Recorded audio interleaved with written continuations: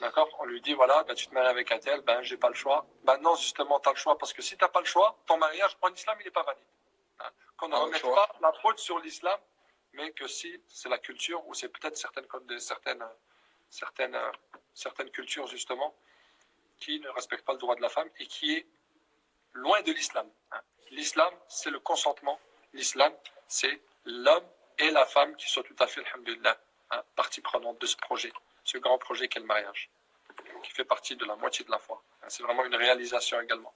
La foi, pourquoi? Parce qu'il y a le fait de vivre deux personnes de nature différente qui vont apprendre justement à vivre ensemble, qui vont se compléter, qui vont vivre avec amour, miséricorde, complicité. Alhamdulillah, tout ça, c'est ce que Dieu veut à travers le mariage. Donc, première condition du mariage en islam, c'est que les deux soient d'accord. Ouais, consentement mutuel, que les deux soient d'accord. Ça, c'est la première condition. Il y a également une autre condition, c'est que le père de la fille soit d'accord. Ah, ok, ouais. Je savais pas ça. Al-Wali. Al-Wali, c'est le père de la fille. D'accord? Donc, si le père n'est pas d'accord en islam, c'est pas valide. Alors, c'est important d'avoir l'avis du père. Okay. Des fois, j'ai reçu cette question récemment. Mon père, il n'est pas d'accord, est-ce que tu peux nous faire le mariage religieux? Non, je ne peux pas te faire un mariage religieux parce que ton père n'est pas d'accord. Donc, la condition de la validité du père n'est pas... Après, on va dire oui, mais il faut que ce wali soit musulman. Donc là, j'appelle justement par rapport aux convertis, les personnes qui se convertissent à l'islam, le père de la fille, il faut qu'il soit musulman. S'il n'est pas musulman, il faut justement choisir un tuteur qui soit musulman pour qu'il puisse la représenter. Donc c'est un tuteur qui la représente. Et ça, il ne faut pas penser que c'est justement une dégradation pour la femme, au contraire, c'est un honneur. C'est pour pas que n'importe qui vient hein, et qui croise ta fille, et puis du jour au lendemain qu'il la prend au contraire, elle se fait respecter. Elle a un père, elle a une famille, elle a un tuteur, tu passes par son tuteur. Hein, et justement, ton tuteur, il va échanger avec toi entre hommes, voir si tu es quelqu'un de bien pour sa fille, et pour que tu puisses te la confier, et que tu puisses en prendre soin, parce que c'est la personne qui est le plus chère à ses yeux, à savoir sa fille. Donc c'est un honneur pour la fille. Deuxième condition, le wali, qui est très important, et qui est une garantie au guide pour la femme, encore une fois. Troisième condition, la dot. La dot, c'est quoi? C'est le fait qu'il y ait une certaine somme que l'homme doit donner à la femme. Plus la somme est grande pour l'homme, plus il est récompensé. Plus la femme accepte une somme qui est basse, plus elle est bénie. Pourquoi? Parce que des fois, il y a des personnes qui n'ont pas les moyens. Hein. Des fois, souvent, des personnes, ils exigent des dots qui sont très très chères. Ils demandent d'aller, des fois, dans certaines cultures, c'est du 10 000 euros, c'est du 20 000 euros, et des personnes n'ont pas les moyens de donner ça hein, pour la femme. Eh bien, Dylan, cette dot-là, sa dot, c'est du mari à la femme. C'est pas du mari au beau-père, c'est pas du mari au tuteur de la femme, c'est vraiment pour le mari, pour la femme, et elle garde... Ça existe encore, ça? Pour elle, bien sûr. Genre, là, je donnerais des sous à Pidgey comme ça, genre? Enfin, ça change rien, mais... Okay. Oui, tu dois donner de l'argent, ça peut être en bien, hein. Ça peut être des bijoux, ça peut être des vêtements, ça peut être une voiture, ça peut être un voyage, ça peut être... Une fois, une personne, regardez cette scène, où lorsque le professeur Slim était là devant la communauté musulmane, donc il y avait les hommes et il y avait les femmes. Déjà, il n'y avait pas de mur. La mosquée, elle n'était pas séparée par des murs. Ça, c'est une question aussi qui me revient souvent, la mixité. Il y a les hommes dans la mosquée et il y a les femmes dans la mosquée. Ils ne sont pas séparés par un mur. Les hommes étaient devant et les femmes étaient derrière. Donc, selon le professeur Sallam, il voyait les femmes, elles le voyaient tout à fait normalement. Donc, ça, c'est là la source de notre religion. 9 siècles après, il y a eu des murs dans les mosquées, c'est venu après. Ça, c'est une innovation, mais, alhamdulillah, c'est pas forcément quelque chose de mauvais. Mais pour vous dire qu'il n'y avait pas du tout cette séparation à l'époque du prophète Mohammed sallallahu alayhi wa sallam. Il baissait le regard, il y avait le respect, il y avait, alhamdulillah, la discipline, et c'est ce qui a fait que ça fonctionnait bien. Et donc, le prophète sallallahu alayhi wa sallam, une fois, il y a une femme qui s'est levée et qui s'est demandée en mariage pour le prophète. Wow. Voilà. Directement, elle s'est levée, elle a dit, moi j'aimerais que tu m'épouses. Le prophète sallallahu alayhi wa sallam s'est tu. Il n'a rien dit. Et un autre homme était déjà avec sa femme? Il était là, il ne répondait pas parce qu'il ne voulait pas dire non, pour pas blesser la femme. Il y a un autre compagnon, donc il ne disait rien, il y a un compagnon qui l'entendait, il lui dit, si tu n'as pas d'intérêt pour elle, en fait, si elle ne t'intéresse pas, moi, je veux bien l'épouser. Pourquoi ce compagnon-là, il a voulu l'épouser? D'abord, il a respecté le fait que le prophète n'était pas intéressé. Moi, ça peut m'intéresser. Il n'y avait pas de gêne par rapport à ça. Mais deuxièmement, tout simplement parce que cette femme, elle était soucieuse de se marier avec le messager de Dieu. C'est ce qu'elle voulait. Elle recherchait Dieu, en fait, à travers ce mariage. Elle ne recherchait pas les biens, elle ne recherchait pas le bas monde, elle recherchait Dieu. Être avec le messager de Dieu, c'est ce que je recherche. C'est qu'elle recherchait Dieu. Donc, c'est une femme de valeur, c'est une femme pieuse qui recherche la satisfaction de Dieu. Alors, moi, justement, ça m'intéresse. Alors, lorsqu'elle a se marier avec c'est quelqu'un qui n'avait pas les moyens. Il n'avait pas du tout les moyens. Elle lui a dit, ok, tu peux te marier, je vais vous marier. Donc, c'est le prophète qui les marie. Hein. Et il lui dit, est-ce que tu as justement une dot? Il lui dit, non, je n'ai pas tout cela. C'est un hadith authentique, ceux qui veulent la source, elle est dans les recueils de hadith. Il lui dit, est-ce que tu as des bijoux, est-ce que tu as de l'argent, est-ce que tu as... Il lui dit, non, j'ai rien, ne serait-ce qu'une barre en fer. C'était même en matière de fer, une bague en fer. Il a dit, même ça, j'ai pas. Il lui a dit, alors tu peux, est-ce que tu mémorises quelques sourates de Coran? Il lui a dit, oui. Il lui a dit, dans ce cas-là, tu lui donne en dot cette récitation du Coran et je vous marie grâce justement à ces versets. Donc sa dot, lui, c'était quoi? Il n'avait pas les moyens et c'était quelques versets du Coran qu'il lui apprenait, qu'il connaissait par cœur, était sa dot à lui. Waouh. Après, on va pas rentrer dans le schéma inverse, à savoir dire oui, mais regarde, cet homme-là, il a épousé cette femme avec des versets du Coran. Moi aussi. Mais toi, tu as les moyens, mon frère. Si tu as les moyens, mon frère, il va falloir que tu mettes la dot. Et c'est comme ça que Dieu, il te met le baraka. C'est comme ça que Dieu, justement, va bénir ton mariage. Parce que tu veux faire les choses bien et tu veux faire les choses comme Dieu et son prophète veut que tu fasses, à savoir de donner une dot à sa femme. Les gens qui n'ont pas les moyens non plus, c'est pas parce que la personne n'a pas les moyens qu'on ne va pas le marier. On va essayer de lui faciliter le mariage, Inch'Allah, pour qu'il puisse, Inch'Allah, se marier. Donc ça, c'est la troisième condition, la dot. Il en manque une encore. On va laisser les gens peut-être nous parler de cette dernière condition du mariage. Peut-être qu'on va la trouver en commentaire. Attends. Inch'Allah, on ne demande pas Surat al-Baqarah. Sacré Oussama, il me fait rire. C'était des sourates courtes dans ce hadith-là. Donc l'essentiel, s'il y a les moyens, alhamdoulilah, c'est mieux de donner. Non, justement. La quatrième, il y a Malgérie 213 qui dit que la présence d'un imam. La présence d'un imam, peut-être que je vais vous choquer, n'est pas nécessaire pour la validation juridique auprès de Dieu d'un mariage. Je ne savais pas ça. Voilà. Généralement, c'est pour se rassurer. C'est comme pour la shahada. On a besoin d'un imam, on va faire la attestation pour un imam, il est garant de la religion.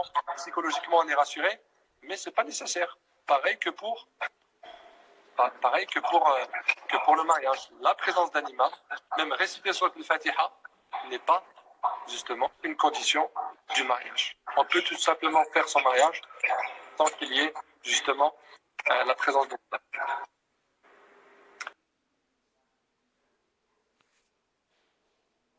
On n'a pas de tuteur musulman dans sa famille parce qu'on est converti, il faut choisir un tuteur, Inch'Allah, qui nous représente, un tuteur musulman, même s'il n'est pas... N'hésitez pas à m'envoyer un message, je veux bien être votre tuteur. Ça doit être beau quand même, d'être tuteur. C'est clair. Un tuteur musulman. Alors moi, je suis souvent l'imam. Les mariages, oui. J'en ai fait beaucoup. Ah oui? Les personnes qui se marient, généralement, c'est tout de suite l'imam.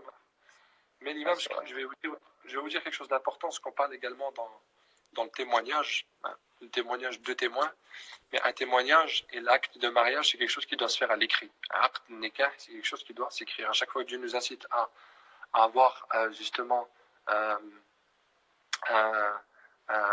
mariage, donc lorsqu'il y a un contrat, lorsqu'il y a un mariage, donc lorsqu'il y a quelque chose, un contrat important, et le mariage est un contrat, d'accord?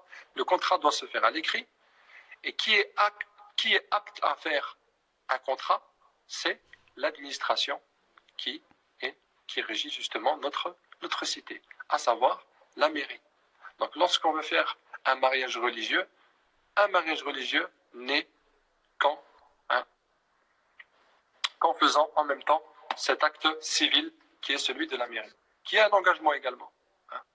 On voit la mairie, c'est pas juste une fatiha, c'est pas juste on fait on récite la fatiha, il y a des conditions, il y a deux témoins, hop, c'est terminé et on passe à autre chose. Non, alhamdoulilah, il faut qu'il y ait cette mairie qui est une garantie pour la femme comme pour l'homme. Garantie dans ses droits, dans ses devoirs. Lorsqu'on est en Algérie, lorsqu'on est au Maroc, lorsqu'on est en Tunisie, il y a une mairie, c'est interdit également de faire des mariages religieux. Donc il n'y a pas de raison, même si le pays n'est pas musulman, il y a quand même, alhamdoulilah, une administration, il y a quand même des lois, il y a quand même une justice, il y a quand même des droits et des devoirs. Et justement, c'est important qu'il y ait, Inch'Allah, cet engagement civil, Inch'Allah. Si vous voulez la bénédiction de Dieu, faites les choses bien, engagez-vous. Placez votre confiance en Dieu. Maintenant, ça fait peur, l'engagement, la mairie, et si, et ça. Placez votre confiance en Allah. Allah subhanahu wa ta'ala est le meilleur des garants. Ça marche, Dylan, tu connais maintenant, tu connais le système. Ouais, là, je suis au courant de tout. Je sais tout. T'as plus d'excuses. Moi, j'ai une question comme ça, juste par rapport à l'islam. Par rapport aux biens, genre s'il y a des biens immobiliers, comment ça se passe? Est-ce que tu es obligé dans l'islam de faire 50-50? Est-ce que tu peux? Non, là, comment ça se passe? Ce qui appartient ce qui appartient à l'homme est à l'homme, ce qui appartient à la femme est à la femme. Ok. Il n'y a aucune obligation, il n'y a rien. Il n'y a pas de partage des biens 50% comme il est dans la loi française. Dans ce cas, c'est comme vous, soit vous faites le mariage de manière normale, soit ce qui est possible de faire également, c'est ce qu'on appelle, comment on appelle ça, j'ai oublié le nom. Remettez voir les commentaires, peut-être qu'ils vont nous aider. Ouais.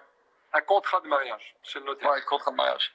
Et là, vous vous arrangez à faire en sorte que justement que les droits soient respectés comme en islam, que l'héritage soit respecté comme en islam. Alhamdulillah, il n'y a aucun mal à ça. C'est pas, oui, mais si je divorce, il a peur qu'on partage les biens, etc. Non, alhamdulillah, faites les choses bien, comme Dieu le veut. Faites votre contrat de mariage, il n'y a aucun problème pour ça, alhamdulillah. Mais la mairie, c'est important. Faites quand même un acte de mairie et faites un contrat. Alhamdulillah, Dieu vous mettra la bénédiction sans problème. C'est pas justement, oui, mais je fais un contrat, il a peur, etc. S'il y a ça, il pense au divorce. Non, on ne pense pas au divorce. On pense à faire les choses bien comme Dieu, son prophète, le fait. Quand on fait les choses bien, Dieu met la bénédiction. Abed, c'est flou de votre côté. Alors moi, je suis un petit peu, mais... Bon, maintenant, ça va, mais c'était avant. Ok.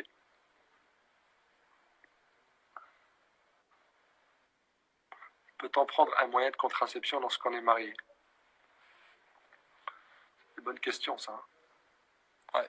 S'il y a de divorce également, la dot doit être rendue. Conditions des tuteurs. Juste être musulman, oui, tout ça, c'est des bonnes questions. Donc les tuteurs doivent être musulmans. Les témoins, le tuteur, oui, doit être musulman. Les témoins doivent être musulmans. La dot, si il y a divorce, non. S'il y a un divorce, la dot ne doit pas être rendue. Voilà. La dot, elle appartient à la femme. Si l'homme divorce, la dot reste, à part si la femme demande le divorce sans raison de partir, là, elle rend sa dot. Wallahu a'lam. Wallahu ta'ala a'lam. La quatrième condition, c'est ce qu'on a dit, c'est les témoins, la présence des témoins. Mariage mixte, on a répondu, Camélia qui pose la question. On a répondu à cette question. Le mari doit avoir une bague de mariage, pas forcément. La bague, ça fait partie de la culture. La bague fait partie de la culture, de la coutume. Donc avoir une bague, une alliance, ça fait plus partie de la culture que des conditions religieuses proprement dites. Donc si on est dans une culture comme ici, par exemple en France, il y a une bague, il n'y a aucun problème à ça. C'est pas interdit, alhamdoulilah. Et c'est bien de respecter la coutume et la culture dans laquelle on est, tant que c'est pas contraire aux valeurs de l'islam. Et au contraire, alhamdoulilah, il n'y a aucun problème pour ça. Là, il y a beaucoup de questions. J'ai vu, l'adoption est-il autorisée dans l'islam? Moi, j'avais vu que oui, c'est autorisé d'adopter, mais que l'enfant ne porte pas ton nom, tout simplement. Exactement. C'est ce qui s'est passé. C'est ce qui s'est passé avec le prophète sallam et Zayd, qu'il a adopté. Au début, il disait Zayd ibn Muhammad, Zayd fils de Mohammed, et ensuite, Dieu l'a interdit. Donc, il s'appelle Zayd, et Mohammed, c'est Mohammed sallam. Donc, c'est possible d'adopter, mais que l'enfant ne porte pas le nom du père. Le nom du père, le nom de famille, les mêmes noms de famille. Nom de famille, ouais. Ok. Donc, une femme musulmane, pour la énième fois, ne peut épouser un non-musulman. Il faut absolument que le mari soit musulman. Il y a beaucoup de cas comme ça. Ouais. Les personnes elles se sont mis en couple, elles se sont connues au travail, elles se sont aimées, elles se sont rencontrées, et puis après... Mais je vais te raconter une anecdote. Là, il n'y a pas longtemps, sur Snapchat, parfois sur Snapchat, j'ouvre des messages comme ça et je les lis. Et j'ai vu une fille qui m'a écrit, elle m'a dit, allez, Dylan, j'ai vraiment besoin de vous et tout. Et c'est rare que je réponds, ou alors je réponds globalement, ou je dis merci à tout le monde parce que je peux pas répondre à tout le monde. Et cette fille-là, vraiment, elle m'avait touché parce qu'elle m'avait dit, salut Dylan, enfin salam alaikum Dylan, je suis musulmane et je sors avec mon petit ami depuis 2-3 ans. Je l'aime de tout mon cœur, mais il est pas musulman et il m'a fait goûter du porc et par amour j'ai mangé le porc parce il me l'a demandé, il me l'a supplié de manger. Et ensuite, tu sais, par amour en fait, imagine cette sœur, par amour, elle m'a écrit, elle m'a fait tellement mal au cœur, je lui avais fait un texte comme ça, je lui avais dit écoute, ma sœur, il faut que tu penses à Dieu, ce que Dieu va te, tu vois, je lui avais dit plein de trucs assez bien, mais par amour, cette sœur-là, elle a mangé du porc pour son mec parce qu'il lui avait dit écoute, goûte pour une fois tu peux goûter, c'est réel, ça va pas te tuer tout ça, et elle a goûté, et elle m'a écrit ce message, ça m'avait tellement touché, tellement. Et tu vois, en fait c'est pour expliquer que l'homme il a de l'emprise sur la femme parfois, tu vois. C'est ça. Donc à la base, ça part de sentiments, ça parle de sentiments. Et puis finalement, ces sentiments-là, ça fait des dégâts aussi. Ça fait des dégâts. C'est important qu'il y ait un cadre pour les sentiments. C'est pas on tombe amoureux, ensuite on fait les choses en fonction de nos sentiments. Qu'il y ait d'abord un coup de foudre. C'est possible que ça peut arriver. Tu as une femme, hop, tu as rencontré quelqu'un et là tu t'es touché. Mais non, il y a quand même un cadre à respecter. Mariez-vous. Hein. Si vous êtes musulmane, mariez-vous avec un musulman. Pensez à l'avenir de vos enfants. Pensez à avoir des projets en commun. Pensez à avoir les mêmes valeurs pour vos enfants. C'est très important pour l'équilibre de la famille et pour les enfants. Sinon, ça va faire une famille déchirée. Abed, il est dépité. On m'a dit que j'étais dépité, je suis fatigué. Ouais. C'est vrai. Est-ce qu'un animal. Aujourd'hui, t'es flou, Abed. À mon avis, c'est la pluie qui te rend comme ça. La pluie. Ah, c'est la fatigue. J'ai trop accumulé. J'ai eu un week-end, même si je n'ai pas fait beaucoup de live ce week-end-là, mais il était assez mouvementé. Ok. Des conférences par-ci, des conférences par-là. Est-ce que l'imam peut être un tuteur? Oui, peut-être le tuteur musulman. L'imam peut être un tuteur, il n'y a pas de souci. L'amour de Dieu doit être plus fort. Ça, c'est une belle réponse. Hein? Jasmine, l'amour de Dieu, c'est ce qu'il emporte sur tous les amours. Hein? Dieu, il respecte l'amour des humains. Aimer sa femme, aimer ses enfants, aimer son père, aimer sa mère. Mais s'il y a vraiment quelque chose qu'on doit mettre en priorité, l'amour de Dieu. L'amour de Dieu. Pour les personnes qui me demandent si je suis marié, non, je ne le suis pas. Originaire d'où? Je suis originaire de Metz. En attendant que Dylan revienne, puisqu'il est en train de vin. Non, je suis là. Je mange en même temps parce qu'il reste une demi-heure. Originaire de 57, Thionville, 57, Metz, d'origine algérien. Il y en a qui m'ont demandé est-ce que tu es marocain ou pas? Tu sais pourquoi? Parce que je n'ai fait un live où je commençais à parler direct marocain avec un jeune qui récitait bien. Je savais qu'il était de Casa. Et comme j'ai des amis qui sont marocains, alors je parle bien aussi le dialecte marocain. Donc je parle à la fois le dialecte algérien et marocain. Voilà. Marie qui veut devenir musulmane. Masha'Allah, c'est bien ça. Marie, fuck you. Très beau. C'est pas inquiétant.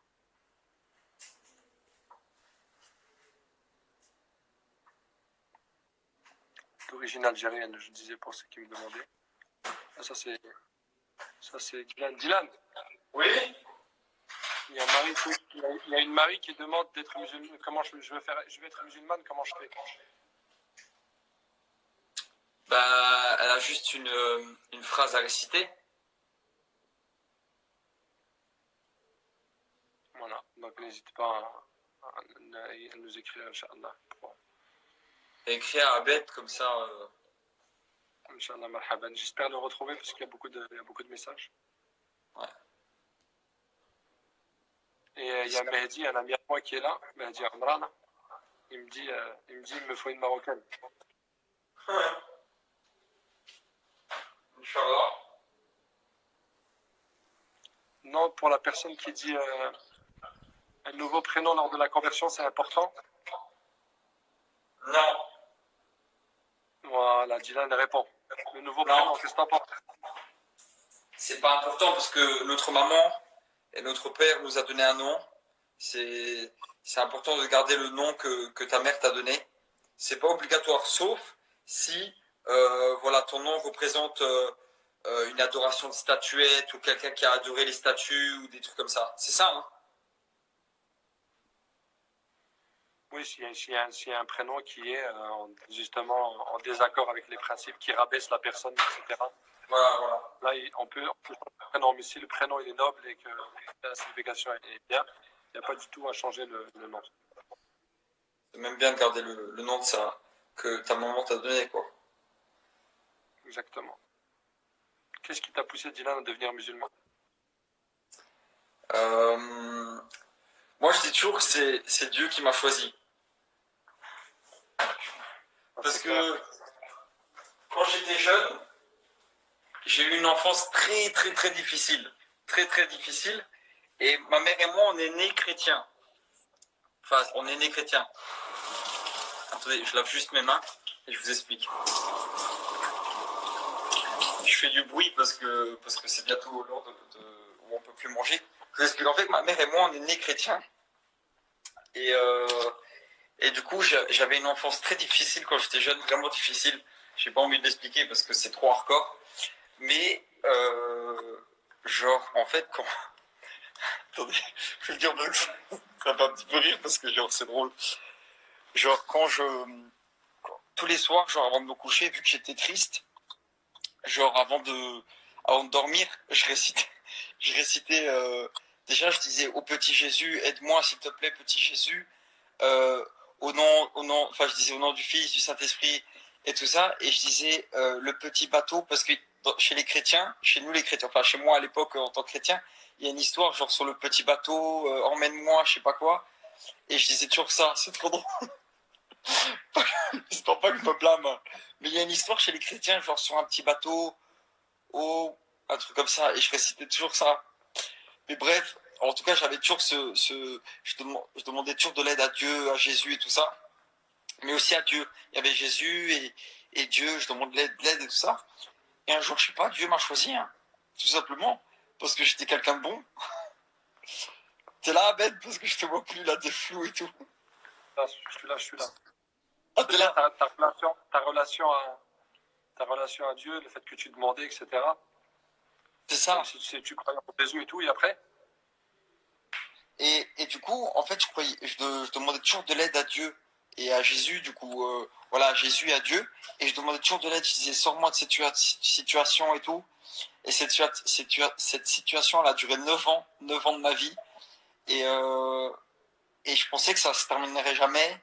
Et après, j'ai étudié la religion, voilà, j'apprenais des petites sourates, je récitais un petit peu l'arabe et tout, j'ouvrais un petit peu le Coran, mais un tout petit peu, hein, le Coran, je l'ouvrais pas trop, mais c'est plus, j'apprenais des petites sourates. C'est plus ça. Le Coran, voilà, c'est pas le Coran, mais j'apprenais des petites sourates.